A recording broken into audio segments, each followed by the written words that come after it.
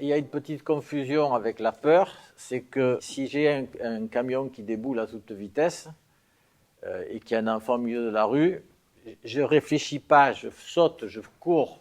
Dans l'organisme ici, il va se produire, il va y avoir sécrétion de sucre, d'adrénaline, enfin j'y suis pour rien du tout. Je cours comme jamais j'ai couru, je prends l'enfant et je l'enlève du camion qui arrive. Hein. C'est simplement mon instinct de survie. L'instinct de survie, c'est pas la peur.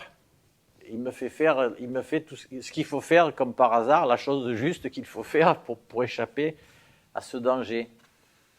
C'est lorsque je me mets à réfléchir après, ici, et je me mets à me dire oh là là, j'aurais pu y rester, oh là là, j'aurais pu, etc. Vraiment, je ne sais pas ce qui m'a pris. Hein.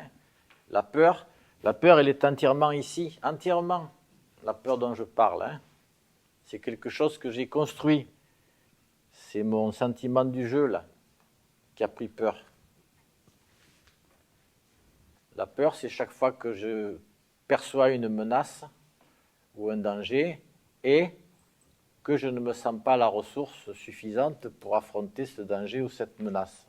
C'est tout simple, c'est que ça, la peur. Donc à partir de là, je peux essayer soit de diminuer la menace ou ma perception de la menace, mais elle peut être aussi tout à fait réelle. Ou de l'autre côté, augmenter mes ressources pour faire face à cette menace. Je peux faire soit du bodybuilding, soit m'entraîner au tir, enfin ça dépend. Hein. Soit si j'ai peur parce que mon anglais n'est pas très bon, je peux effectivement prendre des cours d'anglais pour me perfectionner un peu et arriver un peu plus en force face à ce qui était pour moi une épreuve. Hein. Donc j'ai cette possibilité-là. Et souvent, effectivement, les personnes dont j'ai peur, dès que je les connais un peu mieux, j'en ai un peu moins peur. Hein. C'est souvent l'inconnu qui suscite, qui éveille ma peur.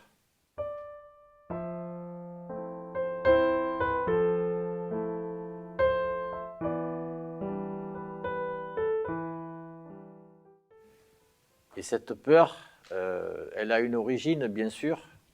Elle vient de lorsque j'étais tout petit, justement dans une situation où je ne peux pas exister par moi-même et où je dépends de quelqu'un pour certaines choses et à certains moments, mais pas en permanence, que ça peut me manquer, c'est là que naît la peur. Ensuite, j'ai une perception, c'est que moi je suis comme ça et la personne qui est à côté de moi, c'est un géant. Et donc, cette peur que j'apprends en naissant,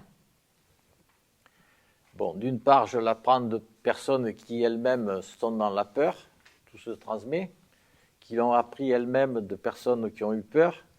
La peur, ce n'est pas quelque chose de nouveau dans l'histoire de l'humanité. Hein. On peut aller très très loin. Et je peux même dire que les dieux ont été aussi inventés pour comment dire, contrebalancer la peur. Voilà. Donc j'ai cette solution effectivement d'essayer d'une part d'aller diminuer la menace ou d'autre part de me muscler, de me sentir en position de force par rapport à cette menace. Mais l'autre possibilité, c'est tout simplement non pas de résoudre la peur, mais de la dissoudre. Si je suis suffisamment autonome, c'est-à-dire que j'ai confiance en moi, je n'ai aucune raison d'avoir peur. Le fait que je n'ai pas peur, ça ne veut pas dire que je suis un imbécile. C'est-à-dire que je peux parfaitement voir s'il y a des dangers ou s'il n'y en a pas. Et s'il y a des dangers, je peux les éviter. Si je voyage à Mexico, si je voyage à Beyrouth, je peux aussi éviter certaines provocations ou certaines choses qui pourraient être perçues comme des provocations.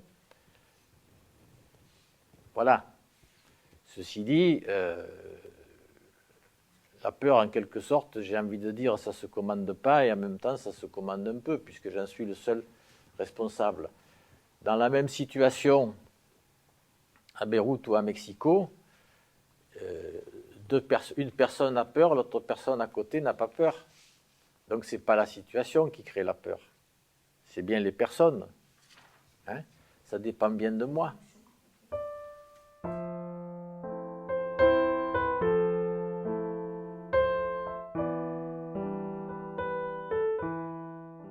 Lorsque j'ai peur, je vais chercher soit une protection, et donc je me place en position de soumis, parce qu'il y a les dominants qui vont me proposer de me protéger.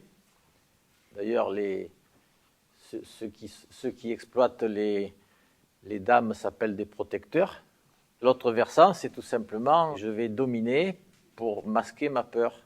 Les rapports de domination-soumis, de mon point de vue, sont simplement un habillage de la peur. Il me semble évident que Bachar el-Assad est un homme qui a très très peur. Alice Miller avait fait la même analyse avec Hitler. En général, les tyrans, ce sont ceux qui ont le plus peur, et la tyrannie ou l'organisation de la terreur, c'est en fait une protection pour eux. Donc la solution, c'est pas de terroriser le terrorisme, parce que chaque fois que je vais essayer de combattre la peur, en fait, je la fais augmenter, je la fais exister, et je lui donne encore plus de consistance, y compris ma propre peur. Si je dis non, j'ai pas peur, alors que j'ai peur, plus je vais la combattre, et plus elle va monter. Hein? Donc en fait, c'est plutôt de reconnaître ma peur et en quelque sorte de l'apprivoiser. Je peux parler aussi de la protection d'un enfant. Plus je le protège, et moins il sera autonome. Parce que l'objectif, en fait, c'est l'autonomie. Lorsque je suis autonome, je ne crains rien, puisque je sais que j'ai la ressource suffisante pour faire face au danger. Je pense aussi que la peur de la mort ou d'autre chose est proportionnelle à l'attachement que je porte à ce que j'ai créé. Si je suis très attaché à vouloir vivre éternellement, ce qui est une impossibilité, je vais vivre dans la terreur, dans la peur, justement, que je vais mourir. Et donc je vais consulter des médecins, je vais acheter des produits qui vont le bain de jouvence, là vous savez, pour vivre 100 ans ou 120 ans, 200 ans, et ainsi de suite. Donc en fait, la peur, elle est proportionnelle à mon degré d'attachement à quoi que ce soit.